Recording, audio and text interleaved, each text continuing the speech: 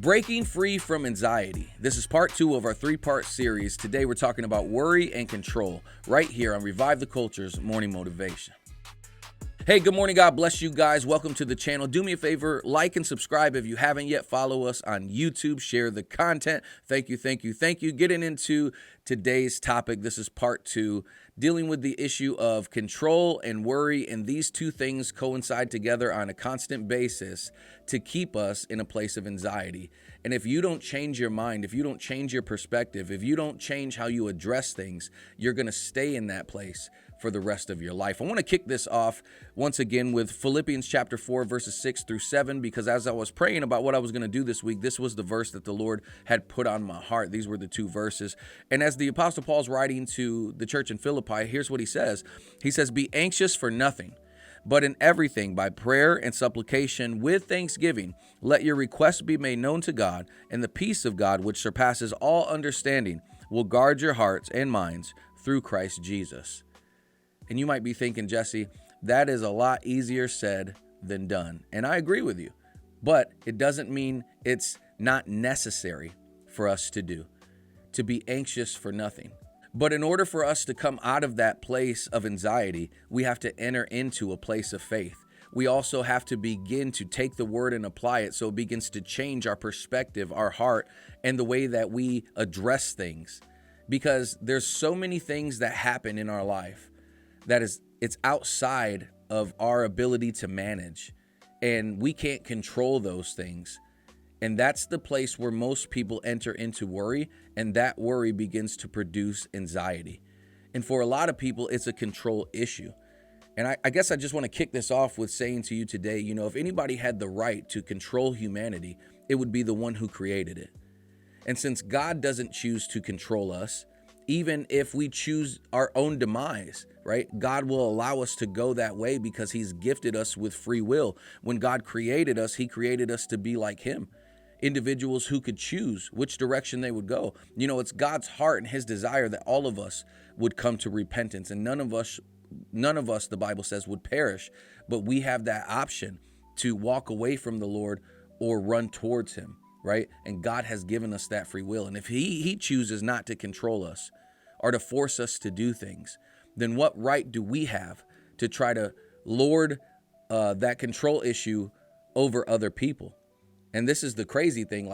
Let's address this first. As parents, right, we have the right to lead our children in the way that they're supposed to go. We're what we would call stewards of their heart, right?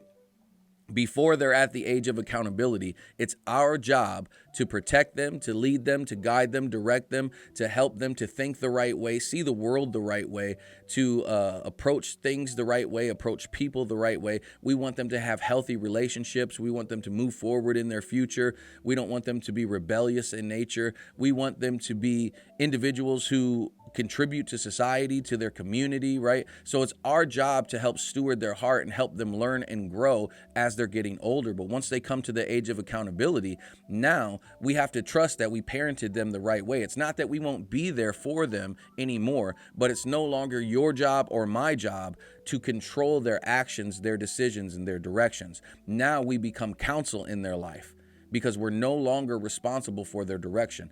And this is what I see with a lot of parents who have come to that place where their kids are no longer in the house, or they're, not attached to the family as far as every day. They still want that area of control in their life, it's super crazy. And guess what? It's also demonic. They'll use manipulation and deception and those kind of tactics to be like, well, if you don't do what I say, then you're not coming to Thanksgiving. Oh, well, we can cook a turkey at home.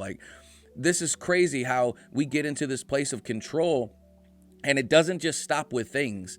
It always transfers over to people, to where we're using demonic tactics in order to get people to do our will, to maneuver people and position people for what we want them to do.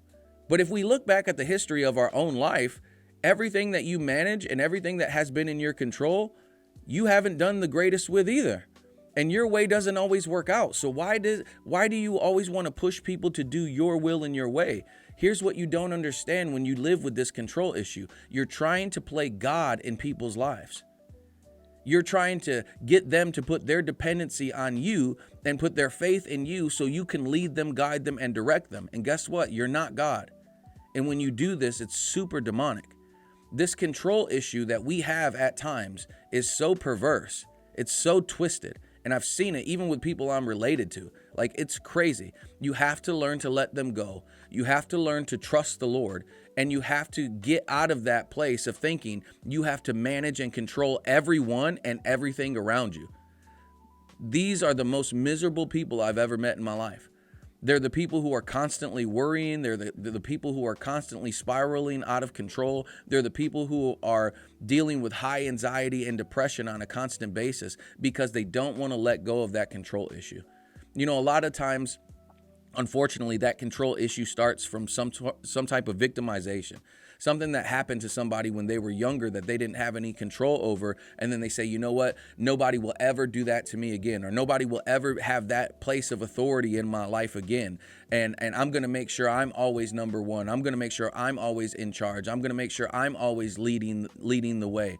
But here's the thing. If you don't deal with the issue of your past where you got hurt, you will produce hurt in others, even when you're in that place of leadership, because hurt people hurt people. This is what God wants for the person with the control issue and the person who has fell to the instruction and the influence of that control issue. He wants both of them to repent and turn to him. And he wants to help to guide you, lead you, and direct you into what's best for you. See, this place of worry comes out of this place of control.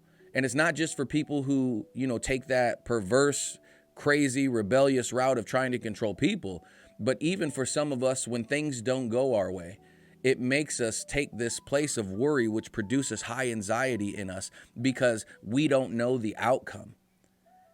And we have to approach the Lord in faith and believe that God is who he says that he is. Scripture tells us that God works out the good for those who love him. So that means even in the worst case scenario, the storms of our life, God is still working out the good for you and I. And are we going to put our faith in him or our faith in what we see in our current circumstances? See, your worry is produced by putting your faith in the wrong place or surrendering your faith for fear. Surrendering your faith for the things that begin to take us away from believing and trusting God. But we have to put our faith in the Lord if we want to deal with this issue of anxiety. Trust me, I've had that control issue just like everybody else. I've had to deal with that, and it comes also from a root of pride. I've had to address that before the Lord and repent of that before the Lord. And I know that you have too. And so we have to leave it there, though. We can't continue to pick it up just because the season changes or situations change. We have to trust God through it all. And we have to surrender those things.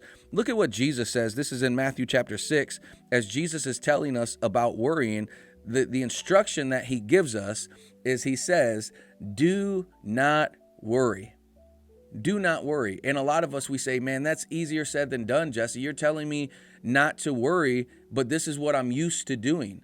Okay, well, change your reaction. Here's what I mean. Either you can continue to worry, which produces anxiety in you, or you can choose to turn to the Lord and pray about it instead of worry about it. Because if we look back at the history of our life, you and I, our worry has never produced anything for anyone, including us. It's only stressed us out. It's only made us feel like we're going crazy on the inside. That worry will rob us of the peace that God wants us to live in, to exist in, and to be an example of. Listen, we have to change our perspective, and this is what the Word of God helps us to do. It helps us to get in right alignment with who the Lord is and who he's called us to be. By the Spirit of God, he begins to help us to get out of this place of worry and into a place of faith. Here's what you need to know, though. You can't be in both places. You're either going to believe God or you're going to worry through it.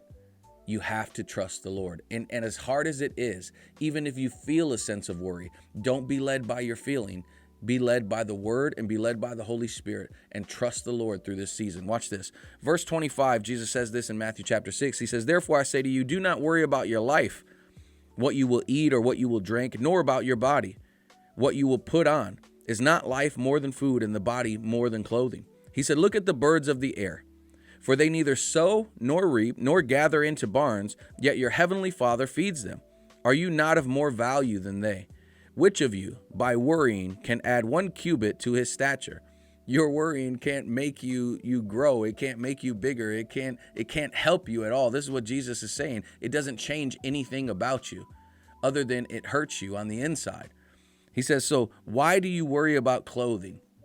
He says, consider the lilies of the field, how they grow. They neither toil nor spin. And yet I say to you that even Solomon in all his glory was not arrayed like one of these. Now, if God so clothed the grass of the field, which today is and tomorrow is thrown into the oven, will he not much more clothe you, O you of little faith? He says, therefore, do not worry, saying, what shall we eat, or what shall we drink, or what shall we wear? For after all these things the Gentiles seek. For your heavenly Father knows that you need all these things. He says, but seek first the kingdom of God and his righteousness, and all these things shall be added to you. He says, therefore, do not worry about tomorrow, for tomorrow will worry about its own things. Sufficient for the day is its own trouble. Jesus is telling them, hey, don't worry about the small things. Seek the Lord first. And even here, I want to tell you, even in the big things, seek the Lord first. He says you can't add to your life by worrying. It actually begins to take away. You know, there's so many studies out there when it comes to stress and how it affects our heart and how it affects even our physical makeup. Just by continuing to stress, people lose hair, they lose sleep. Like stress just completely destroys us from the inside out. It even affects us physically. So when we worry, sometimes we can, as my mom used to say back in the day, we worry ourselves sick. We have to lean into the Lord and learn this place of faith. We have to understand that when Jesus says what he says to us, he knows what he's talking about, because he's not just giving us a suggestion. He's in this portion of scripture giving us a commandment. He's saying, do not worry. Don't worry. As hard as it seems to come out of that, you're going to have to choose how you're going to respond to the season that you're in. God won't make that decision for you. He won't make you stop worrying. He won't make you get rid of that control issue and trust him. You're going to have to choose, Lord, I think that you're good. I believe that you're good. I'm going to follow you. I'm going to lay these things down. That's going to be your choice. God wants to lead you to that place, and he wants to empower you to walk through the season that you're in so you can come out on the other side free and become who he's called you to be.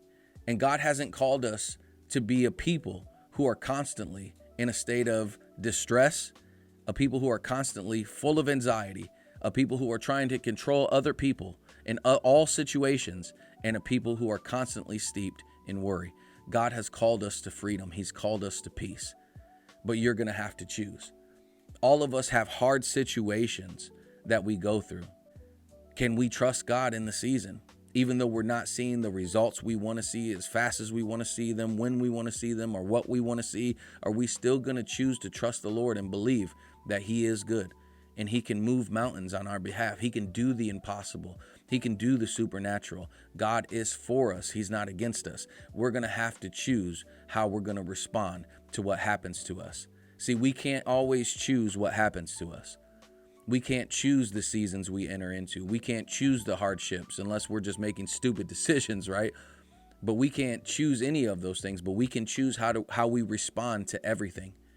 And we are called as the body of Christ to respond to everything by faith in the Lord, asking the Lord, petitioning to the Lord, seeking the Lord, asking, seeking, knocking, as Jesus says, and not responding in a place of fear, not responding in a place of worry, not responding by control and manipulation or something steeped in deception, but responding by truth, responding by grace, responding by faith, responding by the word of the Lord, and standing on that foundation.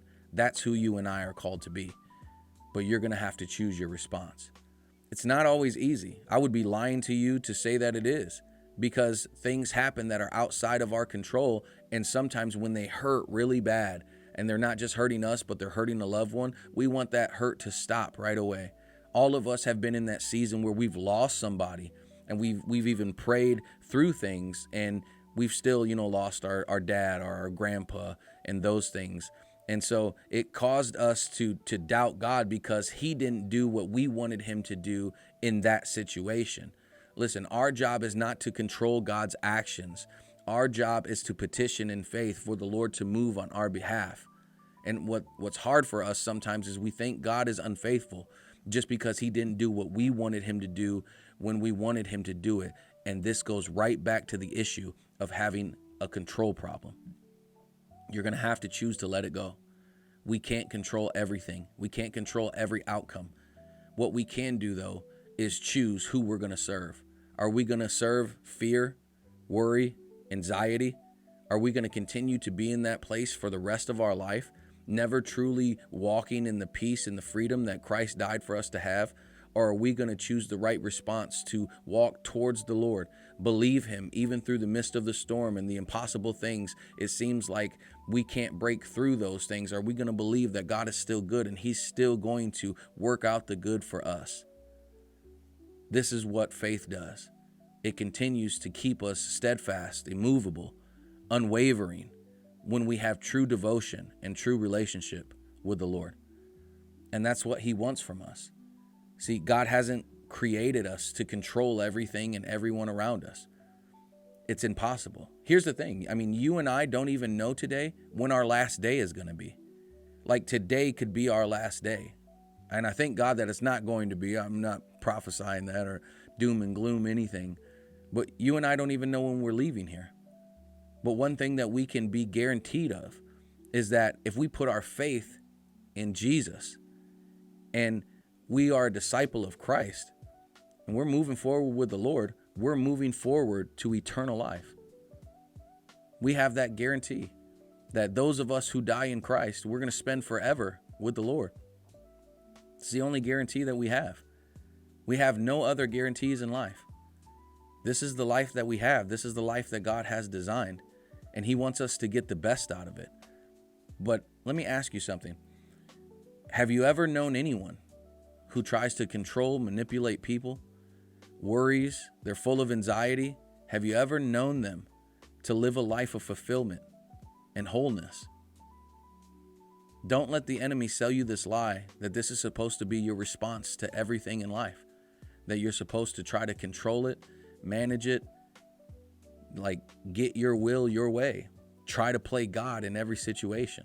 It's a lie. We're called to be people of faith. And sometimes we go through hardships in life and things don't make sense. And guess what? God is still good in the midst of all of that. He doesn't produce confusion. Even in those hard situations where we feel like we don't understand and confusion has come in our life, God wants to bring revelation, sustainability, and understanding and wisdom to those places where we feel like, man, I just don't get it. This is the goodness of God. You and I, we can choose today to either trust God or continue to trust ourselves in our way. And here's what I want to say to you. Jesus says that he's the way, the truth, and the life. He says, no one comes to the Father but through me. But here's what you need to know.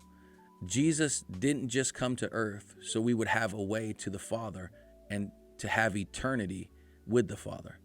He also came so that we would receive what he's done for us, so he could lead us in this life. And the Lord wants to lead us into what's best for us and what he's purposed us for. Don't let worry, anxiety, and control issues rob you from the destination that God wants to bring you to. Don't continue to be a contributing factor to the hurt of others when you could be the biggest encourager in their life, helping them not only to come out of those places of worry and anxiety, the places that we all have been, but to enter into true freedom in Christ and to experience the peace that belongs to all of us as children of God. Man, I hope you guys are encouraged by this. I hope you're inspired, edified. God bless you guys. I hope you have a great day today. And remember, Jesus says, do not worry. Listen, tomorrow will have its problems. Sufficient are the problems of today. Let's trust God with today. And by learning to trust God today, we'll learn that we can also trust him with our tomorrows. God bless you guys, man. I hope you have a great day. Thank you for tuning in to the Morning Motivation, where we're doing our best here on Revive the Culture to help people to build their faith, build their family, and build a better future. So we'll see you on the next one. Peace out.